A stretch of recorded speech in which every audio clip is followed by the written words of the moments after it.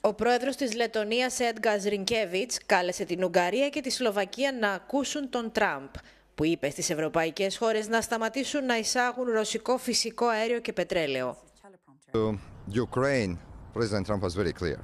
And actually he was also calling to all NATO allies to stop buying oil and gas from Russia. I think that this is probably the clearest support for Ukraine that any country can actually render. And when it comes to the coalition of the willing and the security guarantees, do you think Trump is already there? If we decide to provide security guarantees, if we decide to send troops on the ground, we need US support there. Not probably US troops on the ground, but logistical support, intelligence support, other kind of support. What do you think something that could be strategic for Ukraine having now that the EU should push, for example, to deliver? I think that in reality, Ukraine is holding very well. The Russian economy is not doing so well. If we push more when it comes to sanctions, if we stop buying oil and gas, then probably it could influence very much the way how the whole situation in Ukraine. Europe is trying to phase out the use of Russian oil and gas. Do you think the Danish presidency will be able to deliver on this, or do you think the opposition from Hungary and Slovakia will stop the process? Well, I hope that we will be able to achieve that goal. Look at my own country, Latvia. Back in 2017, we were 100% dependent on Russian gas and oil. Today, in 2025, we are completely independent. We are buying oil and gas from different countries. If there is a political will, there is going to be also the result. Do you think your country is particularly, of course, threatened from Russia? We are at hybrid war, so all kinds of provocations, short of real military operation, is something that we are monitoring very closely, and we are trying to figure out how to counter them.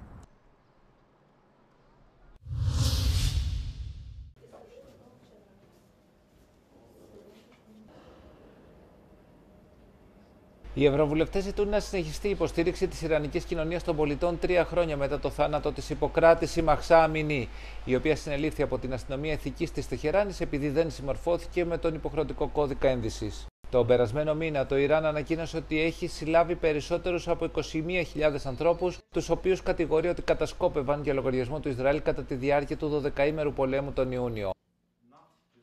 The persecution of activists continues, discrimination against the women continues. Several women, as you know, are actually on death row.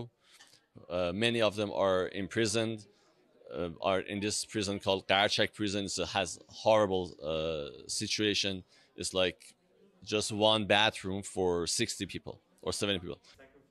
Με την επικείμενη επιστροφή των κυρώσεων κατά του Ιράν, οι ευρωβουλευτές ζητούν να ενταθεί και η πίεση στο ιρανικό καθεστώς, υποστηρίζοντας παράλληλα τους υπερασπιστές των ανθρωπίνων δικαιωμάτων.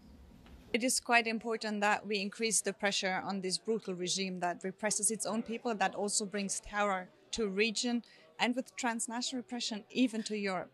But at the same time, we need to make sure that sanctions are very targeted, that they are against the regime, that they make their lives difficult, but that we also strengthen those inside Iran who fight for democracy, who fight for freedom, civil society activists and others. Μπροστά στο αδιέξοδο των διαπραγματεύσεων για το ιρανικό πυρηνικό ζήτημα, η Ευρωπαϊκή Τρόικα, αποτελούμενη από τη Γαλλία, τη Γερμανία και το Ηνωμένο Βασίλειο, επανενεργοποίησε στα τέλη Αυγούστου το μηχανισμό Snapback, ο οποίος αποσκοπεί στην εκ νέου επιβολή κυρώσεων κατά του Ιράν εντός 30 ημερών. Το Συμβούλιο Ασφαλείας του ΟΗΕ έδωσε το πράσινο φως για την εκ νέου επιβολή κυρώσεων. Ωστόσο, οι διπλωματικές διαπραγματεύσεις βρίσκονται ακόμη σε εξέλιξη και θα μπορούσαν να οδηγήσουν σε συμφωνία την τελευταία στιγμή. Ελλείψη συμβιβασμού, οι οικονομικές κυρώσεις θα πρέπει να επανέλθουν στις 28 Σεπτεμβρίου.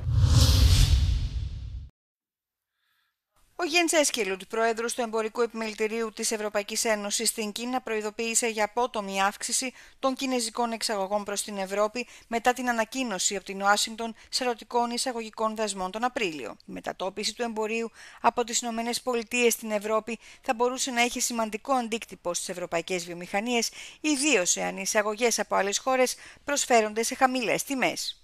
have seen in the first half how exports from China to North America have been declining. So I think you could perhaps term it a trade diversion.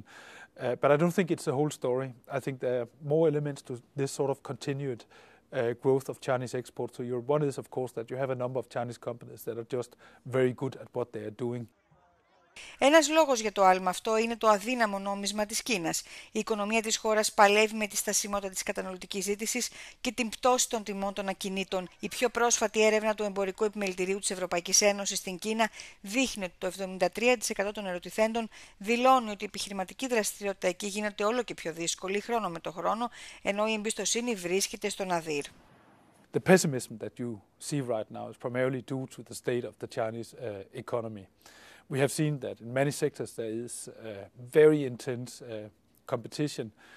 You have overcapacity in some sectors. So we really think the Chinese government right now needs to focus on how do we get back to a situation where sort of demand and supply is in sort of better alignment than is the case today.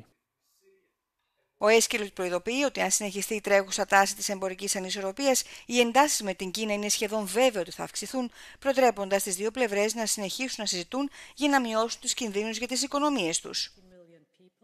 We want to have a clean line of sight, predictability, reliability are things really that we appreciate as businesses as we do our plans, we make investments and so on. And I think in this present environment where you sort of have sky-high tariffs and then they decrease and then one policy announcement is being made and then there is a reaction. All this volatility right now is something that affects business behaviors. Ένα άγνωστο στον περισσότερο κόσμο αλλά σημαντικό ζήτημα αναδεικνύει το ντοκιμαντέρ How Are Our Vanished Children των Πασκάλ Μπουργκό και Μάμος Έχο. Το 2014 το Ισλαμικό κράτος πήρε υπό τον έλεγχό του ένα μεγάλο μέρος του Βόρειου Ιράκ και της Συρίας. Στην περιοχή ζει η μειονότητα των Γεζίδι που δεν είναι μουσουλμανικοί. Οι τζιχαντιστές σκότωσαν πάνω από 5.000 άντρες και απήγαγαν χιλιάδες γυναίκες Γεζίδι μετατρέποντάς τες σε σκλάβες του σεξ. Στην ταινία παρακολουθούμε την ιστορία μιας από αυτές, τη Σάνα. Μετά την απελευθέρωσή της από τους τζιχαντιστές, η νεαρή γυναίκα αναγκάζεται να εγκαταλείψει το παιδί που απέκτησε ως αποτέλεσμα βιασμού. Όλα τα παιδιά που γεννήθηκαν υπό τις συγκεκριμένες συνθήκες θεωρούνται μπάσταρδα και απορρίπτονται από την κοινότητα των Γετζίδι. 4 χρόνια μετά τον αποχωρισμό, η Άννα διασχίζει κρυφά το Κουρδιστάν για να δει ξανά την κόρη της Μάρια. It took us 8 years to do this documentary because this subject is completely taboo. Still today, secret. Nobody wants to talk about it. The kids are growing in orphanage alone without knowing that their mothers are crying for them. We did this film because, first of all, we want to give voice to those women who don't have voice because they are trapped. They are trapped in their own community or they are trapped with the jihadists. You have to understand that this genocide is still going on now. 3,000 women are missing and they are living here today in different countries of the jihadists who kidnapped them. These jihadists, they came back to their hometown, to their home city, and they are living normally with their sexual slave in the kitchen. And for example, it's the case in Syria, in Iraq, in Turkey, in Saudi Arabia, in Yemen. But the good news is that some countries are taking their responsibility. Germany, Belgium, and France, they are going to make trial on jihadists, national jihadists. So Germany will prosecute German jihadists, France, French jihadists, Belgian jihadists for genocide and crime against humanity, which is torture, kidnapping, slavery, sexual assault, rape. And this is for the first time European community, European country are judging their own jihadists for what they did to these women, to those women, to the whole community. Ήδη το Βέλγιο προχώρησε στην καταδίκη ενός Βέλγου τζιχαντιστή που έκανε αντίστοιχα εγκλήματα, ενώ ανάλογη δίκη θα γίνει σε λίγο καιρό και στη Γαλλία. Οι δύο σκηνοθέτες βελγικής και γαλλοκουρδικής καταγωγής που έχουν ως έδρα τους στο Παρίσι θέλουν να ευαισθητοποιήσουν τον κόσμο γιατί είναι ένα ζήτημα που συνεχίζει να απασχολεί όχι μόνο την κοινότητα των Γεζίδι, αλλά και ευρύτερα τη Μέση Ανατολή, καθώς οι γυναίκες σκλάβες βρίσκονται σε διάφορες χώρες της περιοχής. We are talking always about values in Europe. And I think in the Middle East, in Iraq or Syria, these women, they are blocked. This film is not against Yazidi community, it's for Yazidi community. Because Yazidi community lived many genocides, more than 17 genocides until now.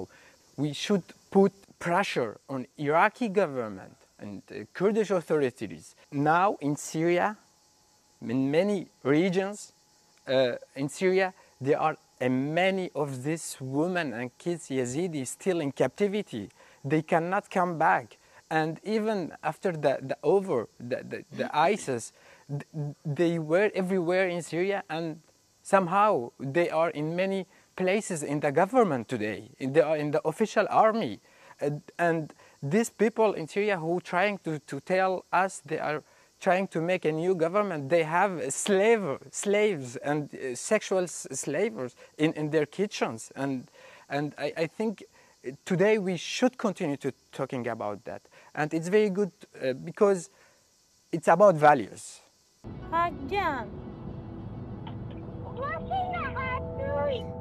Το ντοκιμαντέρ How Are Our Banished Children έκανε πρεμιέρα τον Απρίλιο του 2023 στην Ιόν στο περίφημο φεστιβάλ Vision di Réel. Έχει κάνει μια τεράστια φεστιβαλική πορεία σε πολλές ευρωπαϊκές χώρες τα τελευταία 2 χρόνια, κερδίζοντας 9 βραβεία. Η ελληνική πρεμιέρα του έγινε στο 10ο Διεθνές Φεστιβάλ Ντοκιμαντέρ του Καστελορίζου.